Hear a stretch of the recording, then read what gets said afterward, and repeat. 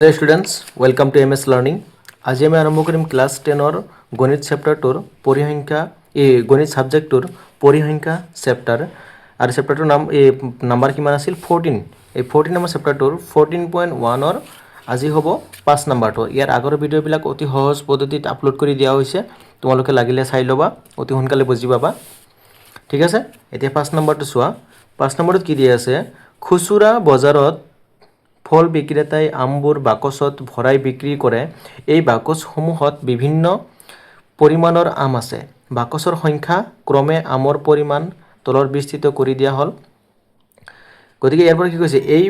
বন্ধ বাকচত থকা আমৰ মাধ্য নিৰ্ণয় কৰা মাধ্য উলিয়াবলৈ তুমি কি পদ্ধতি ব্যৱহাৰ কৰিবা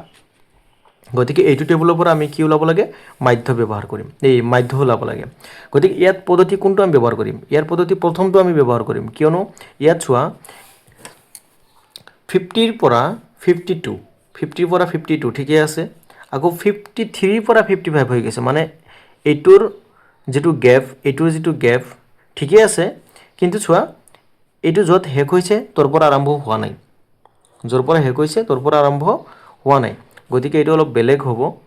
তাৰ পিছত 56 ৰ পৰা 58 এইটো চোৱা অলপ বেলেগকৈ হৈছে এইটো আমি কি কৰিম প্ৰথম পদ্ধতিত কৰিম চোৱা এইটো হল শ্ৰেণী অন্তৰাল এইটো হল বাৰম্বাৰতা বা এফআই দিয়া আছে গতিকে চোৱা মই টেবুলটো বনাই আছো 5 নম্বৰটো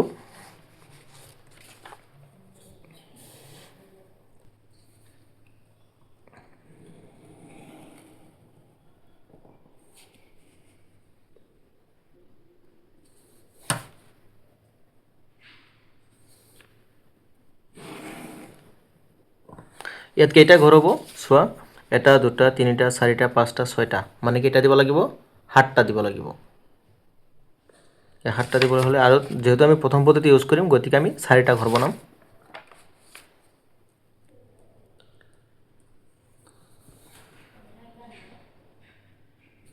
নাম্বাৰ 2 চোৱা এটা টেবুল বনোৱা হৈছে এতিয়া আমি ইয়াৰ ওপৰৰ যেটো লাইন এটো বহাই দিম প্ৰথমটো আছিল কি শ্ৰেণী অন্তৰাল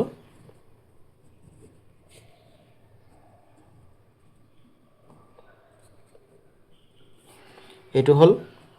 এফআই মানে বাৰম্বাৰতা এটো হল এক্সআই শ্ৰেণী সূচক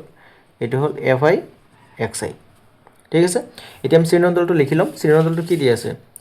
5 নম্বৰটো 50 ৰ পৰা 52 ঠিক আছে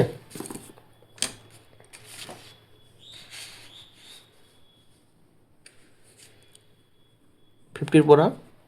52 আৰু 53 ৰ পৰা 55 আকৌ 56 ৰ পৰা 58 59 ৰ পৰা 61 তাৰ পিছত 62 ৰ পৰা 64 এইটো হ'ব কি মুঠ ঠিক আছে আৰু এফআই টো চোৱা ইয়াত দিয়া আছে 15 110 135 এবিলাক হল এফআই প্ৰথমটো হল 15 তাৰ পিছত 110 135 115 25 তাৰ পিছত এক্সআই টো হ'ব কি দুইটা প্লাস কৰি তাৰ আধা এটা দুইটা যদি প্লাস কৰা হয় প্লাস কৰি তাৰ আধা কৰিলে কিমান হ'ব 50 আৰু 52 102 ৰ আধা 51 তাৰ পিছত 53 আৰু 55 তাহলে 108 হ'ব 108 ৰ আধা কিমান হ'ব 54 কিমানকৈ বাঢ়ি আছে 51 52 53 54 তিনিকৈ বাঢ়ি আছে গতিকে 54 ৰ পৰা 55 56 57 57 58 59 60 তাৰ পিছত 63 এতিয়া আমি এইকেইটা পূৰণ কৰিব লাগিব এইকেইটা এফআই আৰু এক্সআই পূৰণ কৰিম এইটো পূৰণ কৰি ইয়াত বহাম এইটো পূৰণ কৰি ইয়াত বহাম এইটো পূৰণ কৰি ইয়াত এইটো পূৰণ কৰি ইয়াত এইটো পূৰণ কৰি ইয়াত হ'ব আৰু এইটো হ'ব কি FI sigma FI equal to এইটো প্লাস কৰিলে কিমান হ'ব এইটো আমি ইয়াত লিখিব লাগিব সো এইটো লগত এইটো পূৰণ কৰিলে কিমান হ'ব প্ৰথমটো আমি যদি পূৰণ কৰোঁ চোৱা 15 লগত 51 পূৰণ কৰিলে মই শৰ্টকাট কৰি দিছোঁ তোমালোকে পূৰণ জানাই ক্লাছ 9ত পঢ়ি আছা মানে পূৰণ জানাই কৰিব পাৰিবাই এইটোৰ লগত এইটো পূৰণ কৰিলে হ'ব 765 এইটো হ'ব 5940 এইটো হ'ব 7695 6900 1575 এইটো শর্টকাট কৰি দিলো কিয় তোমালোকক পূৰণ দেখুৱাৰ দৰকাৰ নাই পূৰণ দেখুৱাটো তোমালোকে নিজেই পাৰিবা পূৰণ কৰাটো আৰু প্লাস কৰাটো নিজেই পাৰিবা গতিকে এনেই সময় বেছি যাব সেই কাৰণে মই শৰ্টকাট কৰি দিলো ঠিক আছে এইকেইটা প্লাস কৰিলে হৈ যাব 22875 ঠিক আছে এতিয়া চোৱা আৰু এইটো হ'ব কিমান প্লাস কৰিলে 004 ঠিক আছে ইয়াত কি দিয়া আছে সিগমা fi দিয়া আছে 400 আৰু কি দিয়া আছে সিগমা fi xi দিয়া আছে 22875 এতিয়া আমি কি পদ্ধতি ইউজ কৰিম প্ৰত্যক্ষ পদ্ধতি নাও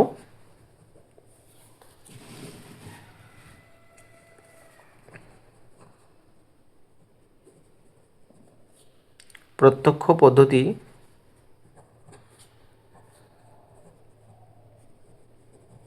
ব্যবহার করি ঠিক আছে প্রত্যক্ষ পদ্ধতি ব্যবহার করি মাধ্য কি হব সিগমা fi xi ডিভাইডেড বাই সিগমা fi গতিকে আমি এবাৰ ভ্যালুখিনি বহাই দিম ভ্যালুটো হ'ব যে তলত হ'ব 400 আৰু ওপৰত হ'ব কিমান 22875 প্ৰথমতে আমি কিহেৰে কাটিব পাৰিম 5 এৰে কাটিব পাৰিম 5 এৰে যদি ইয়াত কাটা হয় 540 ৰ ভিতৰত 80 ঠিক আছে আকৌ 522 ৰ ভিতৰত কিমান বাৰ যাব 5 যাব 22 ৰ ভিতৰত 4 থাকিব বাকি থাকিব কিমান 2 2 আৰু 8 28 গতিকে থাকিব কিমান 5 থাকিব তাৰ পিছত 3 37 ৰ ভিতৰত 5 যাব 7 থাকিব 2 25 ৰ ভিতৰত 5 এতিয়া আকৌ ইয়াত 5 এৰে যাব 5 8 ৰ ভিতৰত 1 থাকিব কিমান 3 30 ৰ ভিতৰত 5 যাব 6 ঠিক আছে তাৰ পিছত 5 8 ৰ ভিতৰত এই 4 ৰ ভিতৰত না যায় 45 ৰ ভিতৰত 5 যাব কিমান বাৰ 45 ৰ ভিতৰত 5 যাব 9 বাৰ তাৰ পিছত থাকিল 7 7 ৰ ভিতৰত 1 তাৰ পিছত 5 ৰ ভিতৰত 1 ঠিক আছে 1 আৰু থাকিব 2 থাকিব 2 থাকিলে 15 15 ৰ ভিতৰত কেইবাৰ যাব 15 নহয় 25 ৰ ভিতৰত